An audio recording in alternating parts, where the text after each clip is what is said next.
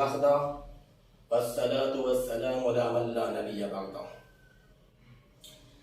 گر آج بھی ہو ابراہیم سا ایمان پیدا، آگ کر سکتی ہے انداز گلستاں پیدا۔ معزز سامعین، آج ہم عید الاضحیٰ کا دن منا رہے ہیں۔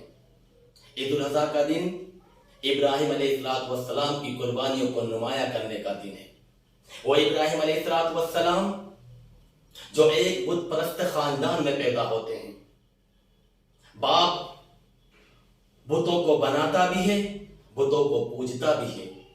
ہمارے معاشرے کے اندر بھی کچھ خواتین کچھ مزاروں پہ ہرے کپڑے کے گھوڑے بناتی ہیں، جنہیں امام حسین کے گھوڑے کے نام سے منسوب کیا جاتا ہے۔ وہ ان گھوڑوں کو بیچتی بھی ہیں اور عقیدت کے طور پہ گھروں پہ لگاتی بھی ہیں۔ ابراہیم علیہ السلام کا باپ وقت کا پروہت، راج پروہت تھا، جس کی رسائی جنہیں نمرود کے دربار تک جن کی رسائی تھی۔ ابراہیم علیہ السلام چاہتے تو راج پروہت کی گدی پر بیٹھ کے عیش و عشرت کا سامان مہیا کر سکتے تھے۔ ابراہیم علیہ السلام چاہتے تو باپ کے جانشین بن کر دنیا کو کما سکتے تھے، لیکن ابراہیم علیہ السلام نے سارے بتوں کا انکار کیا۔ انکار ہی نہیں کیا، نفرت کا اظہار کیا، اور نفرت ہی نہیں بلکہ توڑ کے پھینک دیا۔ کہنے لگے تمہاری غیر موجودگی میں تمہارے ان بتوں کی خبر لیتا ہوں۔ جب وہ اپنا تہوار منانے کے لیے جاتے ہیں، ابراہیم علیہ السلام اس بت قدے میں جاتے ہیں، اس بت خانے میں جا کے کہتے ہیں، ان کو دیکھ کے کہتے ہیں، ان کے سامنے چڑھاوے رکھے ہوتے ہیں، ان کے سامنے تبرک رکھے ہوتے ہیں، ان کے سامنے اچھے اچھے پکوان رکھے ہوتے ہیں، انہیں دیکھ کے کہتے ہیں تم کھاتے کیوں نہیں؟ تمہارے سامنے تو کھانا رکھا ہے، تم کھاتے کیوں نہیں؟ تم بولتے کیوں نہیں؟ تم باتیں کیوں نہیں کرتے؟ پھر کلہڑا لے کے سارے بتوں کو توڑ پھوڑ کے پھینک دیتے ہیں اور بڑے بت کے گلے میں کلہڑا لٹکا دیتے ہیں۔ جب وہ آتے ہیں، اپنا تہوار منا کے آتے ہیں، کیا دیکھتے ہیں؟ اپنے بتوں کو ٹوٹے ہوئے اوندھے ہوئے پڑے دیکھتے ہیں۔ کہتے ہیں ہمارے خداؤں کا یہ حال کس نے کیا؟ پھر واپس میں بات کرتے ہوئے کہتے ہیں کہ ضرور اس شخص نے کیا ہوگا جس کا نام ابراہیم ہے۔ جب ابراہیم علیہ السلام کو بلایا جاتا ہے، ان سے پوچھا جاتا ہے کہ ابراہیم ہمارے بتوں کا یہ حال، ہمارے خداؤں کا یہ حال کس نے کیا؟ ابراہیم علیہ السلام دیکھتے ہیں، کہتے ہیں یہ بڑے خدا، تمہارے بڑے خدا سے پوچھو جس کے گلے میں کلہڑا بھی ہے، ضرور اسی نے توڑا ہوگا۔ وہ کہتے ہیں ابراہیم کیسی باتیں کرتے ہو؟ یہ کسی کو نقصان نہیں پہنچا سکتے، یہ کسی کو مار نہیں سکتے، یہ کسی کو نفع نہیں پہنچا سکتے۔ تو ابراہیم علیہ السلام کہتے ہیں پھر تم ان کی عبادت کیوں کرتے ہو؟ پھر تم ان کی پوجا اور آرادھنا اور وندنا کیوں کرتے ہو؟ لیکن تاریخ گواہ ہے، جب بھی باطل دلیل کا میدان ہارتا ہے تو گالی گلوچ پہ اتر آتا ہے، مار پیٹ پہ اتر آتا ہے، دشمنی پہ اتر آتا ہے۔ وہ کہنے لگے ابراہیم کو آگ میں ڈال دو، اپنے خداؤں کی مدد کرنا ہی ہے تو ابراہیم کو آگ میں ڈال دو۔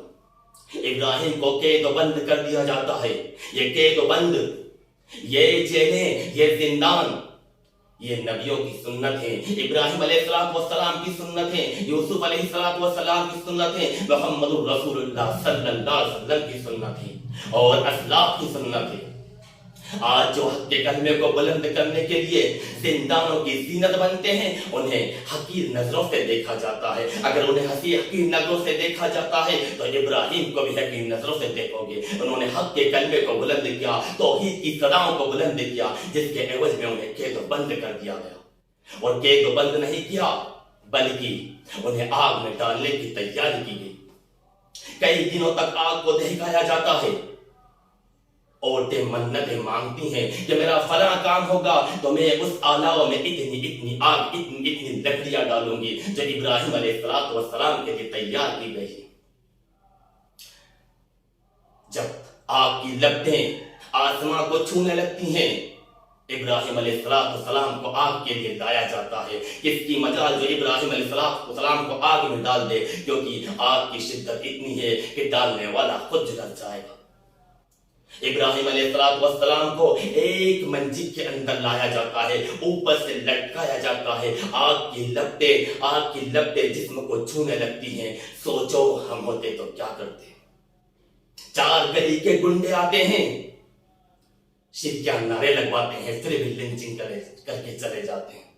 ابراہیم علیہ السلام کا تقویٰ کیا تھا؟ ابراہیم علیہ السلام کے چہرے پہ شکن نہیں تھی، آپ کے چہرے پہ فکر کے نشان نہیں تھے. بعض اہل علم نے کہا، فرشتے آتے ہیں، فرشتے آ کے کہتے ہیں ابراہیم کیا کہتے ہو؟ بولو آگ بجھا دے، پانی برسا دیں، ہوائیں چلا دیں. ابراہیم علیہ السلام کہتے ہیں تم خود سے آئے ہو کیا کسی نے بھیجا ہے؟ کہنے لگے ہمیں اللہ رب العزت نے بھیجا ہے. ابراہیم علیہ السلام کہتے ہیں بس میرے لیے وہی کافی ہے، حسبنا اللہ و نعم الوکیل. یہ کلمہ ابراہیم علیہ السلام نے دہتی آگ کو دیکھ کے کہا تھا. آج یہ کلمہ کہیں سنا نہیں دیتا. یہ کلمہ صرف انہی کی زبانوں پہ سنائی دیتا ہے جو اپنے اہل و عیال کو ختم کر کے، اپنے مکانوں کو تٹوا کے، اپنے گھروں پہ بم برسا کے کہتے ہیں، بم برسوا کے کہتے ہیں حسبنا اللہ و نعم الوکیل. یہ وہی فلسطین کے مجاہد ہیں. اور اس کے علاوہ وہ لوگ جو حق کے کلمے کو بلند کرنے کے لیے زندانوں کی زینت بنے ہیں، ان کے منہ سے بھی الفاظ نکلتے ہیں حسبنا اللہ و نعم الوکیل. ابراہیم علیہ السلام نے اس حال میں جب موت قریب تھی، اس وقت اللہ پہ بھروسہ کیا. اللہ کو ابراہیم کی وہ ادا اتنی پسند آئی. اللہ کسی بھی کام کرنے کے لیے فرشتوں کو حکم دیتا ہے، آگ کا فرشتہ، ہواؤں کا فرشتہ، پانی کا فرشتہ، عذاب کا فرشتہ. لیکن یہاں اللہ نے کسی فرشتے سے کلام نہیں کیا، یہاں اللہ نے کسی فرشتے سے بات نہیں کی، سیدھے آگ سے خطاب کیا. یا نار کونی بردن و سلام علی ابراہیم. اے آگ ٹھنڈی ہو جا، اتنی ٹھنڈی مت ہونا کہ ابراہیم فریج بن جائیں، اتنی ٹھنڈی بھی نہ ہونا کہ ابراہیم ٹھنڈ سے ختم ہو جائیں، بلکہ آگ تو سلامتی والی بن جائے. آگ گلے گلزار بن جاتی ہیں. اور ابراہیم علیہ السلام اس آزمائش سے، اس مصیبت سے نکلتے ہیں. نمرود کے دربار میں جاتے ہیں، ظالم بادشاہ کے سامنے حق بات کو پیش کرتے ہیں. بدلے میں کئی طرح کی مصیبتیں آتی ہیں. لیکن اسلام وہ مذہب نہیں ہے، وہ دین نہیں ہے کہ مصیبتیں اور تکلیفیں سہتے رہو. اسلام کے احکام پہ، اسلام کے اشیاء پہ انگلیاں اٹھتی رہیں اور خاموشی سے دیکھتے رہو، بلکہ اسلام نے تو اجازت دی ہے ایسے حال میں ہجرت کر جا. ابراہیم علیہ السلام اپنے بیوی کو، اپنے بھتیجے لوط کو لے کے ہجرت کر جاتے ہیں.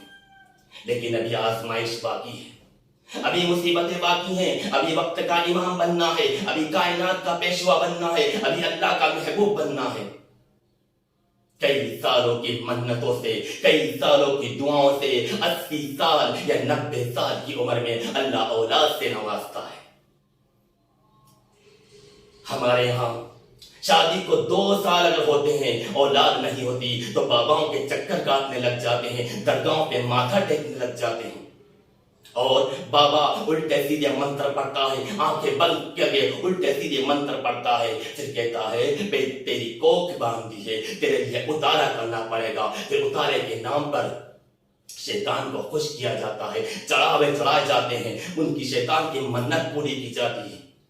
اولاد تو وقت پہ ہوتی ہے، لیکن وہ بابا مشکل کشا بن جاتا ہے، حاجت روا بن جاتا ہے. یہ اللہ کے خلیل ہیں، یہ اللہ کے محبوب ہیں، اللہ کو پکارتے ہیں، اللہ اولاد دیتا ہے، اللہ آنکھوں کی ٹھنڈک دیتا ہے. لیکن اولاد کچھ بڑی ہوتی ہیں. ابھی تو امتحان باقی ہے، ابھی تو وقت کا پیشوا بننا ہے، ابھی تو کائنات کا امام بننا ہے، ابھی تو کائنات کے لیے پوری انسانیت کا آئیڈیل بننا ہے. اللہ پھر آزماتا ہے، کہتا ہے، حکم دیتا ہے اپنے بیوی کو، اپنے بچوں کو جنگل میں جا کے چھوڑ دو. ابراہیم علیہ السلام آمنا و صدقنا، کوئی سوال نہیں، کوئی ملامت نہیں، کوئی غم نہیں، سیدھے اولاد اور بیوی کو، اپنے شریک حیات کو جنگل میں چھوڑنے کے لیے چلے جاتے ہیں۔ سوچو کیا گزری ہوگی ایک باپ کے دل پہ۔ ہمارا اگر بچہ بیمار ہو جائے، ہمیں راتوں کی نیند اڑ جاتی ہے، دن کا سکون ختم ہو جاتا ہے، ماں کھانا پینا چھوڑ دیتی ہے۔ اگر اللہ نہ کرے کسی کا بچہ زیادہ بیمار ہو جاتا ہے، بڑی بیماری میں مبتلا ہو جاتا ہے، باپ قرض لے لیتا ہے، ماں گہنے بیچ دیتی ہے۔ کیا ابراہیم کو اپنی اولاد سے محبت نہیں تھی؟ کیا ابراہیم کو اپنی بیوی سے محبت نہیں تھی؟ یقیناً تھی، لیکن ساری محبت اللہ کی محبت پہ غالب آ گئی۔ ابراہیم علیہ السلام اپنی بیوی اور اپنے بچوں کو بیابان جنگل میں چھوڑ کے جانے لگتے ہیں۔ حضرت حاجرہ کہتی ہیں، ابراہیم کہاں چھوڑ کے جا رہے ہو اس بیابان جنگل میں؟ ابراہیم کو پلٹ کے دیکھنے کا حکم نہیں ہے۔ ایسا نہ ہو اولاد کی محبت غالب آ جائے، ایسا نہ ہو بیوی کی محبت غالب آ جائے اور اللہ کی محبت میں خیانت ہو جائے۔ ابراہیم علیہ السلام ٹھٹک جاتے ہیں۔ حضرت حاجرہ پوچھتی ہیں، ابراہیم صرف اتنا بتا دو، کیا اپنی مرضی سے چھوڑ کے جا رہے ہو یا اللہ کے حکم سے چھوڑ کے جا رہے ہو؟ ابراہیم بنا دیکھے بنا مڑے کہتے ہیں، یہ اللہ کا حکم ہے۔ حضرت حاجرہ کے چہرے پہ وہی اطمینان تھا جو آگ کو دیکھ کے ابراہیم کے چہرے پہ اطمینان تھا۔ کہتی ہیں، چلے جاؤ، اللہ ہمیں ضائع نہیں کرے گا۔ جس اللہ نے تمہیں آگ سے بچایا، وہی اللہ نے اس صحرا سے، اس بیابان جنگل سے بچائے گا۔ ابراہیم چلے جاتے ہیں، کچھ کھجورے دے کے جاتے ہیں، کچھ کھانے کی اشیاء دے کے جاتے ہیں، کچھ پینے کا پانی دے کے جاتے ہیں۔ کچھ وقت گزرتا ہے، کھانا ختم ہو جاتا ہے، کھجور ختم ہو جاتی ہے، پانی ختم ہو جاتا ہے، ماں کی چھاتی کا دودھ ختم ہو جاتا ہے۔ بچہ بھوک سے بلبلانے لگتا ہے، بھوک سے ایڑی رگڑنے لگتا ہے۔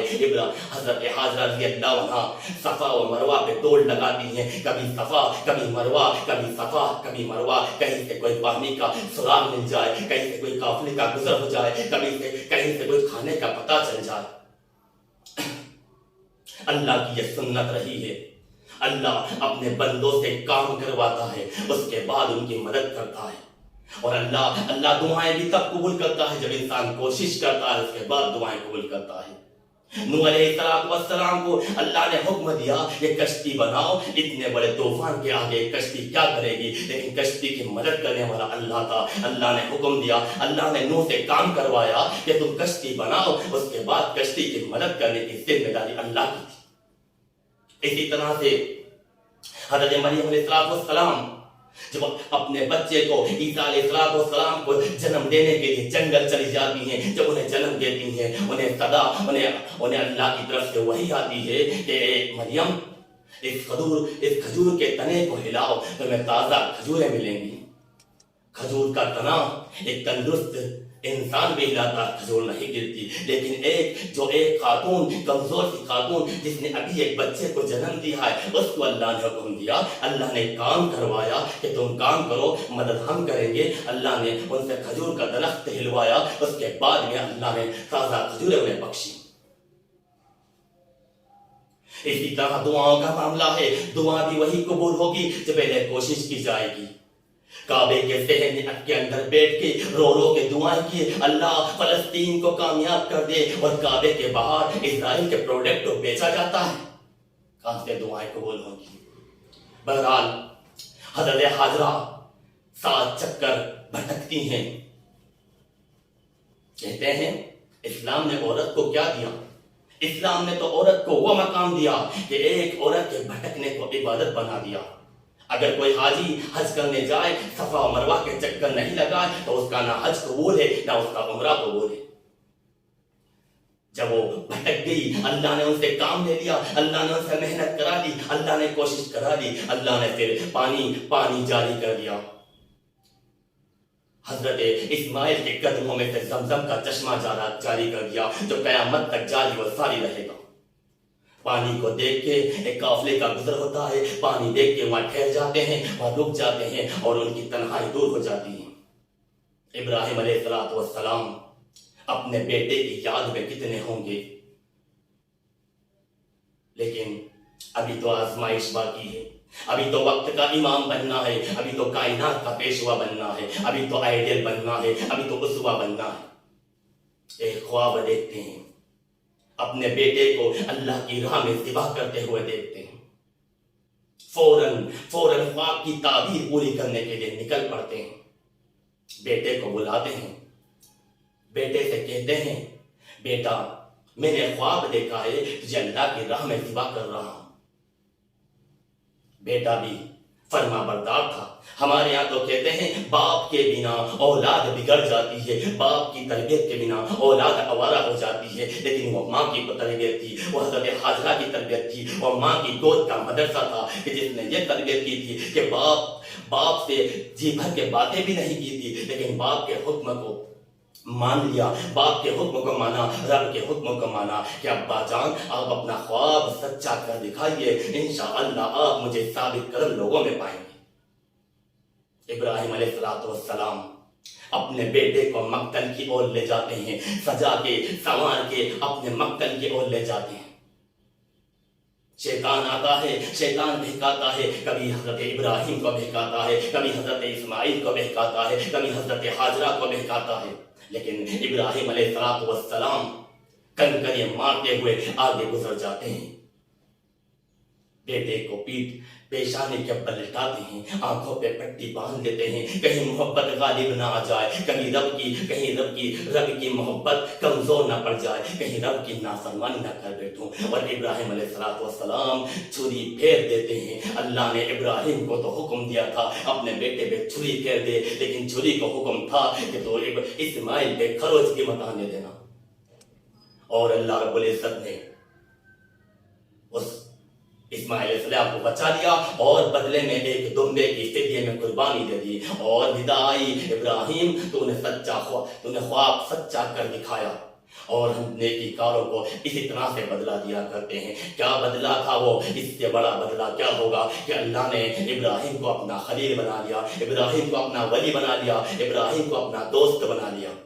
اسی ابراہیم علیہ السلام کی سنت کو ادا کرتے ہوئے آج ہم قربانی کریں گے، آج ہم جانور پہ چھری چلائیں گے، لیکن جانور پہ چھری چلاتے وقت یہ عزم ہونا چاہیے کہ اگر اللہ نے چاہا، اگر وقت کا تقاضا ہوا، وقت کی ضرورت ہوئی، جس طرح سے ہم اس جانور پہ چھری چلا رہے ہیں اسی طرح ہم اپنے مال پہ، اپنے آل پہ، اپنی اولاد پہ، حتیٰ کہ اپنے جان کو بھی اللہ کی راہ میں قربان کر دیں گے، تو ہی اس قربانی کا صحیح مقصد ادا ہوگا۔ آخر میں اللہ سے دعا ہے اللہ میں ابراہیم علیہ السلام کی سنتوں پہ چلنے والا بنا دے۔